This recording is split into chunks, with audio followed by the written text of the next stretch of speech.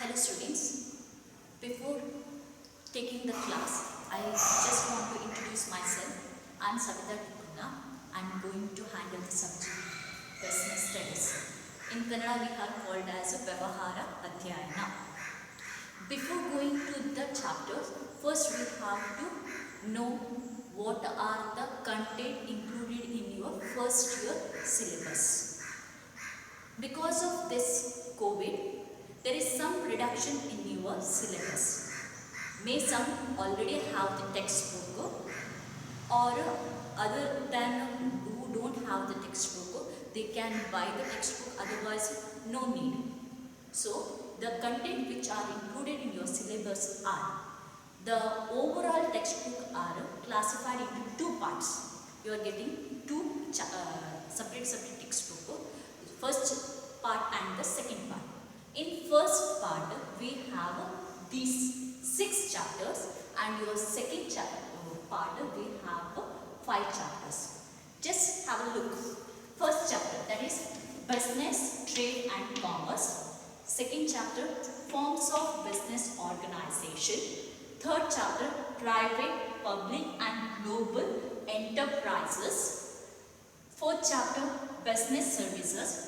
Fifth, emerging modes of business. Sixth, SRD, that is social responsibility and business ethics. This is the first part of your business studies. And the second part, that is formation of the company, source of business finance, small business and entrepreneurship, internal trade and international trade. Because of COVID, there is some reduction in these chapters. You are not going to deal with all these chapters. There is some reduction. The chapters which are included for this year examinations are as follows. First chapter we have to study, that is business, trade and commerce. Second chapter, forms of business organization. Even third chapter also is there. Fourth chapter also is there. Fifth chapter also is there. But sixth chapter is not going to study this year. There is reduction in this first part. And the second part, in this you have to going to deal with only 3 chapters, that is formation of company, then internal trade as well as international trade. Source of business finance and small business and entrepreneurship is not there in your for examination. Am I clear with the syllabus? Hope you understand. So once again I am telling that chapters which are included for this year are, that is business, trade and commerce, forms of business organization, private, public and global entrepreneurship.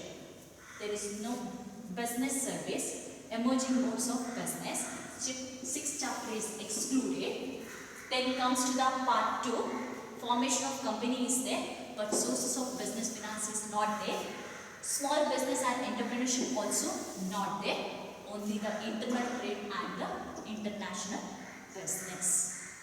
Okay, let's deal with our first chapter, that is called business, trade and commerce. Business, trade and commerce.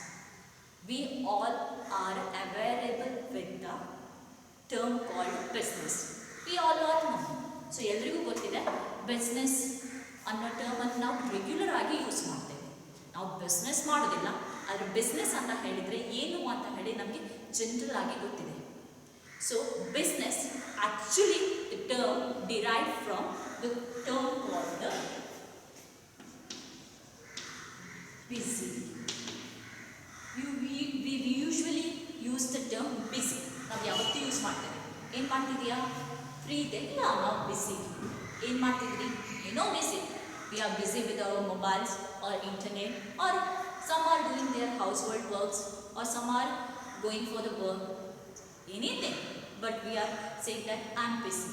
If I am not interested in talking with some other persons. ನಮ್ಗೆ ಯಾರ ಹತ್ರ ಆದರೂ ಮಾತಾಡಲಿಕ್ಕೆ ಬೇಡ ಅಂತ ಹೇಳಿದ್ರೆ ನಾವು ಹೇಳ್ತೀವಿ ನಾನು ಸ್ವಲ್ಪ ಬಿಸಿ ಇದ್ದೇನೆ ಅಂತ ಕಾಲ್ ಮಾಡ್ತೇವೆ. ಸೊ ಜನರಲಿ ನಾವು ಆ ಟರ್ಮನ್ನು ಯೂಸ್ ಮಾಡ್ತೇವೆ.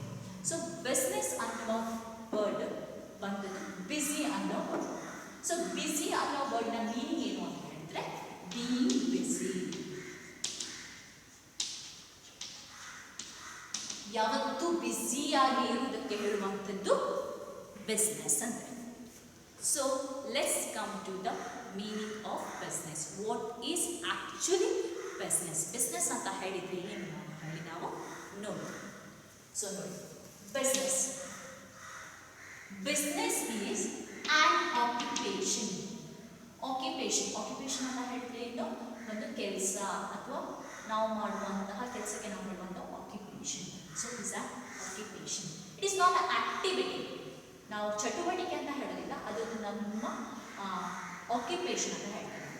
In which people regularly, the term regularly ಅಂತ ಹೇಳಿದ್ರೆ ದಿನಾಲು, ಎಂಗೇಜ್ ಇನ್ ಆಕ್ಟಿವಿಟಿ. ಎಂಗೇಜ್ ಅಂತ ಹೇಳಿದ್ರೆ ನಾವು ಅದರಲ್ಲಿ ಬ್ಯುಸಿ ಆಗಿರ್ತೇವೆ ಅಥವಾ ಆ ಕೆಲಸವನ್ನು ನಾವು ಮಾಡ್ತಾ ಇರ್ತೇವೆ, ಕಂಟಿನ್ಯೂಸ್ ಆಗಿ ಮಾಡ್ತಾ ಇರ್ತೇವೆ. ಸೊ ಈಗ ಮಾಡಿದ ನಾಳೆ ಬಿಟ್ಟೆ ಅಂತ, ಇವತ್ತು ಮಾಡಿದಲ್ಲಿ ನಾಳೆ ಕಂಟಿನ್ಯೂ ಮಾಡ್ತಾ ಇರ್ತೇನೆ. ಸೊ ಅದಕ್ಕೋಸ್ಕರ engage in activity regularly. Relating to, ಕೆಲಸ ಮಾಡ್ತಿದ್ದೇವೆ, ಏನು ಕೆಲಸ? Relating to purchase or production. ಒಂದೇ ನಾವು ಬೈ ಮಾಡುವಂಥದ್ದು, ಇಲ್ಲ ಅಂತ ಹೇಳಿದರೆ ನಾವು ಪ್ರೊಡಕ್ಷನ್ ಮಾಡುವಂಥದ್ದು ಅಥವಾ ತಯಾರಿಸುವುದು, ಉತ್ಪನ್ನ ಮಾಡುವಂಥದ್ದು, ಇಲ್ಲ ಅಂತ ಹೇಳಿದರೆ ನಾವು ಬೇರೆಯವರಿಂದ ಖರೀದಿ ಮಾಡುವಂತಹ ಆಕ್ಟಿವಿಟೀಸಲ್ಲಿ ನಮ್ಮನ್ನೇ ನಾವು ತೊಡಗಿಸಿಕೊಳ್ಳುವಂಥದ್ದು. ಅಥವಾ ಆರ್ ಸೇಲ್ ಆಫ್ ಗೂಡ್ಸ್, ಇಲ್ಲ ಅಂತ ಹೇಳಿದರೆ ನಮ್ಮಲ್ಲಿರುವಂತಹ ಗೂಡ್ಸನ್ನು ನಾವು ಏನು ಮಾಡುವಂಥದ್ದು, ಬೇರೆಯವರಿಗೆ ಮಾರುವಂತಹ ಕೆಲಸ ಅಥವಾ ಆಕ್ಟಿವಿಟಿಯಲ್ಲಿ ನಾವು ಎಂಗೇಜ್ ಆಗಿರುವಂಥದ್ದು. ಆರ್ ಸರ್ವಿಸಸ್, ಬರೀ ಉತ್ಪನ್ನಗಳನ್ನು ಮಾತ್ರ ಅಲ್ಲ, ನಮ್ಮ ಸೇವೆಗಳನ್ನು ನಾವು ಏನು ಮಾಡ್ತೇವೆ, ಎಕ್ಸ್ಚೇಂಜ್ ಮಾಡ್ತೇವೆ. ಸೊ ಅದನ್ನು ಮಾಡೋದಕ್ಕೆ ನಾವು ಹೇಳುವಂಥದ್ದು ಬಿಸ್ನೆಸ್. ಸುಮ್ಮನೆ ಬಿಸ್ನೆಸ್ ಮಾಡೋದ್ರಿಂದ aim of earning profit. Business ಅಂತ ಹೇಳಿದ ನಂತರ ನಮಗೇನು ಬೇಕು, ಸ್ವಲ್ಪ ರಿಟರ್ನ್ ಬೇಕು. ಸುಮ್ಮನೆ ಯಾರು ಬಿಸ್ನೆಸ್ ಮಾಡೋದು, ಬಿಟ್ಟಿಗೆ ಯಾರು ಕೆಲಸ ಮಾಡೋದಿಲ್ಲ, ನಮಗೇನಾದರೂ ಬೇಕು ಅಂತ ಹೇಳ್ತೇವಲ್ಲ, ಅದಕ್ಕೆ ನಾವು ಹೇಳ್ಬೋದು that is called as earn profit. Simply not are going to work, some are expecting something. ನಾವೇನಾದರೂ ಮಾಡ್ತಿದ್ದೇವೆ ಅಂತ ಹೇಳಿದ್ರೆ ನಮಗೆ ಅದರಿಂದ ಏನಾದರೂ ರಿಟರ್ನ್ ಬೇಕು. ಬಿಸ್ನೆಸ್ನ ಮೇನ್ ಮೋಟಿವ್, ಬಿಸ್ನೆಸ್ ಯಾಕೆ ಮಾಡೋದು ಅಂತ ಹೇಳಿದರೆ ಟು ಅರ್ನ್ ದ ಪ್ರಾಫಿಟ್. ನನಗೇನು ಬೇಕು, ಲಾಭ ಬೇಕು. ಲಾಭ ಇಲ್ಲ ಅಂತ ಹೇಳಿದರೆ ಯಾರು ಕೂಡ ಯಾವ ಕೆಲಸವನ್ನು ಕೂಡ ಮಾಡುವುದಿಲ್ಲ. ಸೊ ಒನ್ಸ್ ಅಗೇನ್ ಒಂದ್ಸಲ ನೋಡಿ, meaning of business that is an occupation, ಒಂದು ಕೆಲಸ, ವ್ಯವಹಾರ ಅಥವಾ ಕೆಲಸ. In which people regularly, so ಏನು ಅಂತ ಹೇಳಿದ್ರೆ ಜನರು ದಿನಾಲು ಎಂಗೇಜ್ ಇನ್ ಆಕ್ಟಿವಿಟಿ, ಯಾವುದಾದ್ರೂ ಕೆಲಸದಲ್ಲಿ ಇನ್ವಾಲ್ವ್ ಆಗಿರ್ತಾರೆ.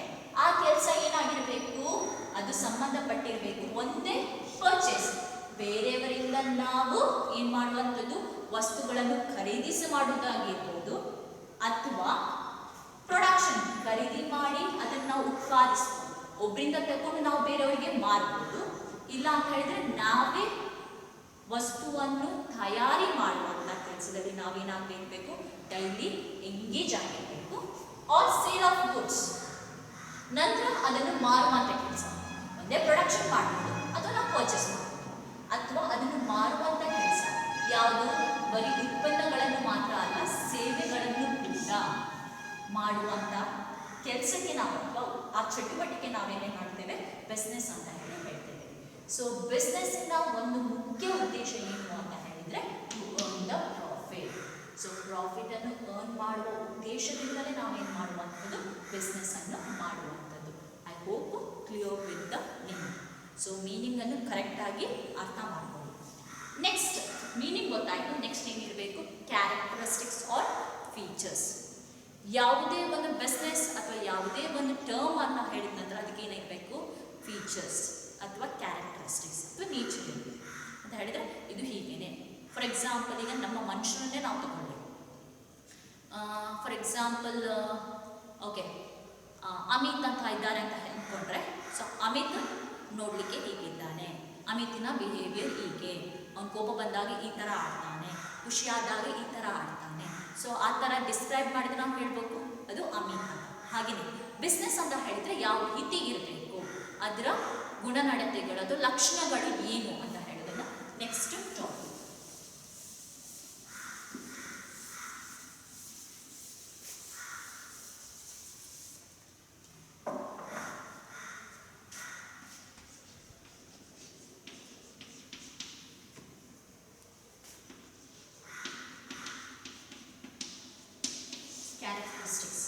First character, an economic activity. Economic activity. Business ಅನ್ನೋದು ಎಕಾನಮಿಕ್ ಆಕ್ಟಿವಿಟಿ. ಎಕಾನಮಿ ಅಂತ ಹೇಳಿದ್ರೆ in return we have to get something, usually dealing with the money. So business ಅಂತ ಹೇಳಿದ್ರೆ ಯಾವುದೆಲ್ಲ ವಸ್ತುಗಳು in exchange of money. So ಮನಿಗೆ ಏನೆಲ್ಲ ಎಕ್ಸ್ಚೇಂಜ್ ಆಗುತ್ತಾ ಅದನ್ನು ನಾವು ಹೇಳ್ಬೋದು economic activity. So economic activity ಅಂತ ಹೇಳಿದ್ರೆ ಬಿಸ್ನೆಸ್ ಮಾಡುವಾಗ ಏನಿರಬೇಕು, ನಮಗೆ ಒಂದು ಪ್ರಾಫಿಟ್ ಇರಬೇಕು. ಬಿಸ್ನೆಸ್ ಮಾಡೋದೇ ಯಾವುದಕ್ಕೆ? ಪ್ರಾಫಿಟ್ ಅನ್ನು ಅರ್ನ್ ಮಾಡಲಿಕ್ಕೆ. ಇಲ್ಲ ಅಂತ ಹೇಳಿದ್ರೆ ಅಟ್ಲೀಸ್ಟ್ ಲೈವ್ಲಿಹುಡ್,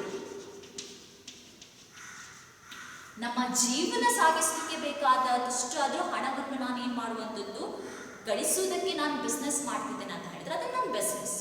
ಫಾರ್ ಎಕ್ಸಾಂಪಲ್ ಈಗ ನಾನು ಹೇಳುವಂಥದ್ದು ಪ್ರಾಫಿಟ್. ಈಗ ನನ್ನನ್ನೇ ತಗೊಳ್ಳಿ, teacher is a profession. So ಅದನ್ನು ನಾವು ಪ್ರೊಫೆಷನ್ ಅಂತ ಹೇಳ್ಬೋದು. ಇದನ್ನು ನಾನು ಎಕನಾಮಿಕ್ ಆಕ್ಟಿವಿಟಿ ಅಂತ ಹೇಳ್ತೀನಿ. ಯಾಕೆ ಹೇಳಿ, ನಾನು ಪ್ರೊವೈಡ್ ಮಾಡುವಂಥದ್ದು ಏನು? ಸರ್ವಿಸ್. ಮೀನಿಂಗಲ್ಲಿ ಹೇಳಿದ್ದಾರೆ. ಸೊ ನಾನು ಹೇಳೋದಿಲ್ಲ ಪ್ರಾಪರ್ ಆಗಿ ಏನು ಅಂತ ಹೇಳಿದ್ರೆ ನಾನು ಬಿಸ್ನೆಸ್ ಮಾಡುವಂಥದ್ದು. ಸೊ ನಂದು ಪ್ರೊಫೆಷನ್ ಅಂತ ಹೇಳಿದ್ರೆ ನಾನು ರೆಂಡರಿಂಗ್ ದ ಸರ್ವಿಸಸ್. ಇಲ್ಲಿ ಮತ್ತೆ ಪ್ರೊಫೆಷನ್ಗೆ ಡಿಫ್ರೆನ್ಸ್ ಇದೆ. ಸೊ ಇಲ್ಲಿ ಸರ್ವಿಸಸ್ ಅಂತ ಹೇಳಿದ್ರೆ ನಾವು ಹೇಳ್ಬೋದು technological services like internet services, telecom services, ಅದನ್ನು ಹೇಳ್ಬೋದು. ಆದರೆ ಎಕನಾಮಿಕ್ ಆಕ್ಟಿವಿಟಿಯಲ್ಲಿ ಒಂದು part that is profession. So ಈಗ ನನ್ನನ್ನೇ ನಾನು ತಗೊಳ್ಳುವಂಥದ್ದಾದರೆ ನಾನು ಕೂಡ ನಾನು ಏನು ಮಾಡ್ತಿದ್ದೇನೆ, ನಾನು ನಿಮಗೆ ಟೀಚ್ ಮಾಡ್ತೀನಿ. ಇನ್ ರಿಟರ್ನ್ ನನಗೆ ಏನು ಸಿಗುತ್ತೆ? ಸ್ಯಾಲ್ರಿ. ಸೊ ಸ್ಯಾಲ್ರಿ ಯಾಕೆ? ನನ್ನ ಜೀವನ ಸಾಗಿಸೋದಕ್ಕೆ. ಸೊ ಇದನ್ನು ನಾನು ಒನ್ ಟೈಪ್ ಆಫ್ ಬಿಸ್ನೆಸ್, ನಾನು ಹೇಳ್ತಾ ಇಲ್ಲ ಅದು ಬಿಸ್ನೆಸ್ ಅಂದರೆ ಒನ್ ಟೈಪ್ ಆಫ್ ಬಿಸ್ನೆಸ್ ಅಂತ ಹೇಳ್ತಿದ್ದೆ. ಫಾರ್ ಎಕ್ಸಾಂಪಲ್ ನೀವು ಯೋಚನೆ ಮಾಡಿ, ನಿಮ್ಮನ್ನೇ ನೀವು ಓಕೆ, ಕೆಲವರು ಮೇ ಬಿ ವರ್ಕ್ ಮಾಡ್ತಾ ಇರ್ಬೋದು ಈಗ ರಜಾ ಟೈಮ್ ಅಂತ ಹೇಳಿ. ಇನ್ನು ಕೆಲವರು ಈಗ ನೀವೇ ಯೋಚನೆ ಮಾಡಿ, ನಿಮ್ಮ ಏರ್ಟೆಲ್, ಎಲ್ಲರ ಹತ್ರ ಮೊಬೈಲ್ ಇದೆ, ಎಲ್ಲರೂ ಕೂಡ ಮೊಬೈಲ್ ಯೂಸ್ ಮಾಡ್ತಾರೆ. ಏರ್ಟೆಲ್ ಅನ್ನೋದನ್ನು ಅಲ್ಲಿ ಸರ್ವಿಸ್ ಪ್ರೊವೈಡ್ ಮಾಡುವಂಥದ್ದು. ಸೊ ಸರ್ವಿಸ್ ಪ್ರೊವೈಡ್ ಮಾಡಬೇಕು ಅಂತ ಹೇಳಿದ್ರೆ ನೀವೇನು ಮಾಡಬೇಕು? ರೀಚಾರ್ಜ್ ಮಾಡಬೇಕು, ಅದನ್ನು ಹಣ ಕಟ್ತೀರಿ. ಸೊ ಹಣ ಒಬ್ಬರಿಗೆ ಸ್ಯಾಲರಿ ಆಗ್ತದೆ, ಒಬ್ಬರಿಗೆ ಪ್ರಾಫಿಟ್ ಆಗುತ್ತೆ. ಈಗ ಗ್ರಾಸರಿ ಶಾಪ್ ಅಥವಾ ನಿಮ್ಮ ಬುಕ್ಕು ಅಥವಾ ಪೆನ್ಗಳನ್ನು ಪರ್ಚೇಸ್ ಮಾಡಲಿಕ್ಕೆ ಹೋಗ್ತೀರಿ, ಸ್ಟೇಷನರಿ ಐಟಮ್ಸ್ಗಳನ್ನು ನೀವು ಪರ್ಚೇಸ್ ಮಾಡ್ತೀರಿ. ಸೊ ಸ್ಟೇಷನರಿ ಐಟಮ್ಸ್ಗಳನ್ನು ಪರ್ಚೇಸ್ ಮಾಡುವಾಗ ನೀವೇನು ಕೊಡ್ತೀರಿ? ಅವ್ರು ನಿಮಗೆ ಏನು ಕೊಡ್ತಾರೆ? ಸ್ಟೇಷನರಿ, ನಿಮಗೆ ಪೆನ್ ಬೇಕೋ ಪೆನ್ಸಿಲ್ ಬೇಕೋ ಅದನ್ನು ನಿಮ್ಗೆ ಕೊಡ್ತಾರೆ. ಆದರೆ ಇನ್ ರಿಟರ್ನ್ ನೀವೇನು ಕೊಡ್ತಿದ್ದೀರಿ? ನೀವು ಕೊಡುವಂಥದ್ದು ಹಣ. So exchange of money. So ಅದರಲ್ಲಿ may be 50 paise or may be 1 rupee. So ನೀವು ಪ್ರತಿಯೊಂದನ್ನು ಖರೀದಿಸಿ ಮಾಡುವಂಥ ವಸ್ತುವಿನ ಮೇಲೆ ಆ ಶಾಪಿನ ಓನರಿಗೆ 1 ರೂಪಾಯಿ ಸಿಗುತ್ತಾ 50 ಪೈಸೆ ಸಿಗುತ್ತಾ ಗೊತ್ತಿಲ್ಲ, ಆದರೆ 1 ರೂಪಾಯಿ 50 ಪೈಸೆ ಅವನಿಗೆ ಸಿಗುತ್ತೆ. ಖರ್ಚು ಬಿಟ್ಟು ಮೇಲೆ ಅವನಿಗೆ ಸಿಗುತ್ತೆ. ಅದನ್ನು ಹೇಳುವಂಥದ್ದು ಪ್ರಾಫಿಟ್. ಸೊ ಯಾರೆಲ್ಲ ಪ್ರಾಫಿಟ್ ಬಿಸ್ನೆಸ್ಸಲ್ಲಿ ಪ್ರಾಫಿಟ್ ಅರ್ನ್ ಮಾಡ್ತಿದ್ದಾರೆ, ಅದರ ಜೊತೆ ಲೈವ್ಲಿಹುಡ್ ಅಂತ ಹೇಳಿದರೆ ಅವನ ಜೀವನ ಸಾಗಿಸೋಕ್ಕೋಸ್ಕರ ಅವನು ಅರ್ನ್ ಮಾಡ್ತಿದ್ದಾನೆ ಅಂತ ಹೇಳಿದರೆ ಅದನ್ನು ನಾವು ಹೇಳುವಂಥದ್ದು business. Second one, that is production or procurement of goods and services. Production and procurement of goods and services. ಬರೀ ಪ್ರಾಫಿಟ್ ಬಂತು, ಅದನ್ನು ನಾವು ಬಿಸ್ನೆಸ್ ಅಂತ ಹೇಳ್ತೀವಿ. ಪ್ರಾಫಿಟ್ ಕರೆಕ್ಟ್, ಪ್ರಾಫಿಟ್ ಬೇಕೇ ಬೇಕು, ಅದಿಲ್ಲ ಅಂತ ಹೇಳಿದ್ರೆ ನಾವು ಬಿಸ್ನೆಸ್ ಹೇಳೋದಿಲ್ಲ. Next one is production and procurement. ನಾನು ಮೀನಿಂಗಲ್ಲೇ ಹೇಳಿದೆ, there should be a production or purchase. So production ನಮಗೆ ಬೇಕಾದಂಥ ಪ್ರೊಡಕ್ಷನ್ ನಮ್ಗೆ ಗೊತ್ತಿದೆ, ಉತ್ಪಾದನೆ ಮಾಡಬೇಕು ಅಂತ ಹೇಳಿದರೆ we can't simply produce, we need raw materials. ಅಥವಾ ಕಚ್ಚಾ ವಸ್ತುಗಳು ನಮಗೆ ಬೇಕು. ಸೊ ಕಚ್ಚಾ ವಸ್ತುಗಳನ್ನು ಬಳಸಿ ನಾವು ಹೊಸ ವಸ್ತುವನ್ನು ಪ್ರಿಪೇರ್ ಮಾಡಬೇಕು. By using raw materials, we can produce new product and we can sell them. So he may, or business person may engage in the activity of production. May, ಅವನು ಒಂದೇ ಉತ್ಪಾದನೆಗೆ ಹೋಗ್ಬೋದು. He may go for production or procurement. What is called procurement? That is purchasing finished goods from one person and we are going to for resale purpose. ಒಂದೇ ಅವನು ಏನು ಮಾಡ್ಬೋದು?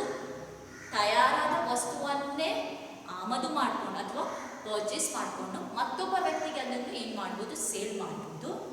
ಇಲ್ಲ ಅಂತ ಹೇಳಿದ್ರೆ ಕಚ್ಚಾ ವಸ್ತು ಪ್ರೊಡಕ್ಷನ್, ಬೇಕಾದ ಕಚ್ಚಾ ವಸ್ತುಗಳನ್ನು ನಾವು ತಗೊಂಡ್ಬಂದು ಅದನ್ನು ನಾವೇನು ಮಾಡೋದು, ಪ್ರೊಡಕ್ಷನ್ ಪ್ರಾಸೆಸ್ಸಿಗೆ ಹಾಕಿಬಿಟ್ಟು ಹೊಸ ವಸ್ತುಗಳನ್ನು ಬೇಕಾದರೂ ತಯಾರಿ ಮಾಡ್ಬೋದು.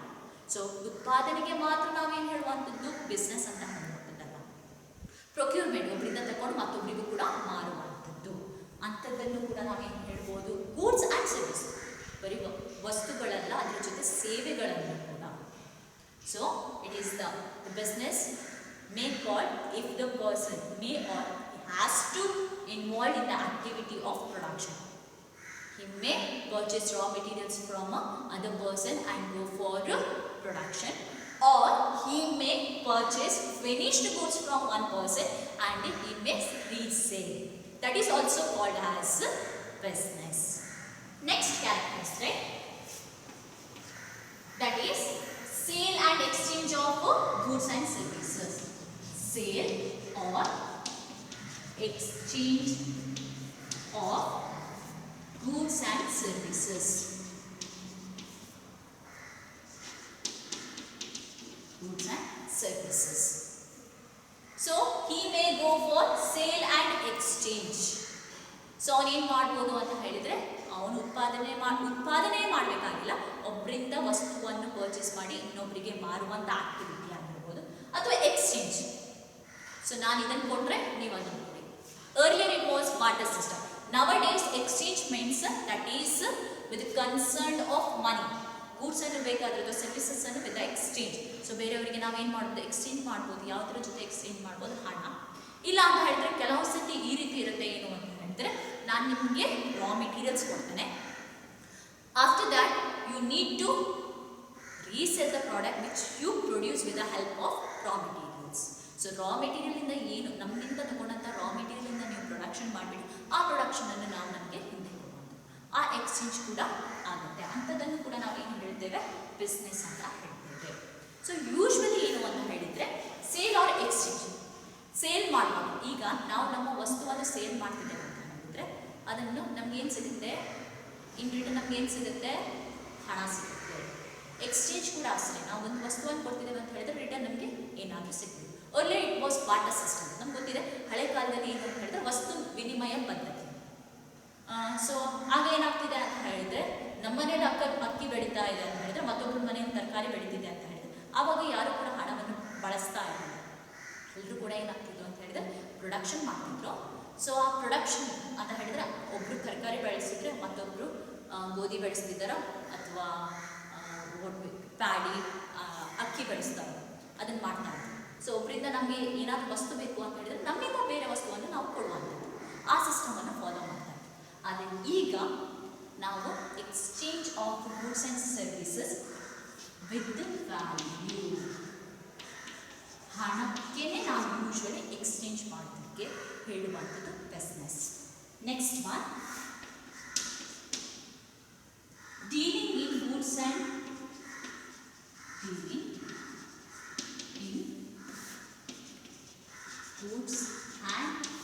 services regularly. Term ನೋಡಿ, regularly. ಸೊ ನಾವು ಯಾವುದ್ರ ಜೊತೆ ಡೀಲ್ ಮಾಡುವಂಥದ್ದು, goods or services. Maybe ಉತ್ಪನ್ನ ಆಗಿರ್ಬೋದು ಅಥವಾ ಸೇವೆ ಆಗಿರ್ಬೋದು, ಆದರೆ ಟರ್ಮ್ ನೋಡಿ ಮಕ್ಕಳ, regularly. We have that ad OLX ಅಲ್ಲಿ ಮಾರಿಬಿಟ್ಟು. ಸೊ ನಮ್ಮ ಹತ್ರ ಯಾವುದೋ ಒಂದು ಹಳೆ ವಸ್ತು ಇದೆ, ನಾವು ಅದನ್ನು OLX ಅಲ್ಲಿ ಮಾರಿದ್ವಿ, ಅದು ಬಿಸ್ನೆಸ್ ಅಂತ ಹೇಳೋದು. ಯಾಕೆ ಹೇಳಿ, ನಾವು ಡೈಲಿ OLX ಅಲ್ಲಿ ಮಾರ್ತೇವಾ? ಇಲ್ಲ, ನಮಗೆ ಬೇಕಾದ ವಸ್ತು ನಮಗೆ ಇವಾಗ ಬೇಡ, ಸೊ ಅದರಲ್ಲಿ ಪ್ರೈಸ್ ಸಿಗುತ್ತೆ, ಸೊ ಅದಕ್ಕೆ ನಾವು ಮಾರಿದ್ದೇವೆ. ಅದಕ್ಕೆ ಒಂದೇ ಸಲ ಮಾಡೋದು ಬಿಟ್ಟರೆ 2 ಸಲ ಅಥವಾ 3 ಸಲನ ಮಾಡ್ತೀವಿ, ಅದು ದಿನಾಲೂ ಮಾಡೋದು. ಸೊ ಇಲ್ಲಿ ಹೇಳ್ತಿದ್ದಾರೆ ರೆಗ್ಯುಲರ್ಲಿ ಅಂತ ಹೇಳಿದರೆ ದಿವಾಸರು, there should be a continuity. So ಆಗ ಮಾತ್ರ ನಾವು ಅದನ್ನು ಬಿಸ್ನೆಸ್ ಅಂತ ಹೇಳುವಂಥದ್ದು. ಈಗ ಶಾಪ್ ಓನರ್ ಆಗಿರ್ಬೋದು. ಸೊ ಶಾಪ್ ಓನರ್ ಏನು ಮಾಡ್ತಾನೆ, ಸ್ಟೇಷನರಿ ಡೈಲಿ ಅವನ ಅಂಗಡಿ ಇವತ್ತು ತೆರೆದಿನ ನಾಳೆ ಕ್ಲೋಸ್ ಇದೆ ಅಂತ ಇಲ್ಲ. So the shop will be remain all the days except which day are have holidays. So ಅವನ ಡೈಲಿ ಕೆಲಸನೇ ಏನು ಮಾಡುವಂಥದ್ದು, ಸ್ಟೇಷನರಿಗಳನ್ನು ಮಾರುವಂಥದ್ದು. ಫಾರ್ ಎಕ್ಸಾಂಪಲ್ ಈಗ ನಾವು ಹೇಳುವಂಥದ್ದು ಹಾಲು ಮಾರುವಂಥದ್ದು, ಅವನ ಡೈಲಿ ಕೆಲಸನೇ ಏನು, ಹಾಲು ಮಾರುವಂಥದ್ದು. ಇವತ್ತು ಹಾಲು ಮಾಡಿಬಿಟ್ಟು ನಾಳೆ ಸ್ಟಾಪ್ ಮಾಡೋದಿಲ್ಲ, ಅವ್ನು ಡೈಲಿಯಾಗಿ ಅದನ್ನು ಯೂಸ್ ಮಾಡ್ತಾನೆ. ಸೊ ಅದಕ್ಕೋಸ್ಕರ there should be a continuity. Thank you. Next characters will be continued in the next class.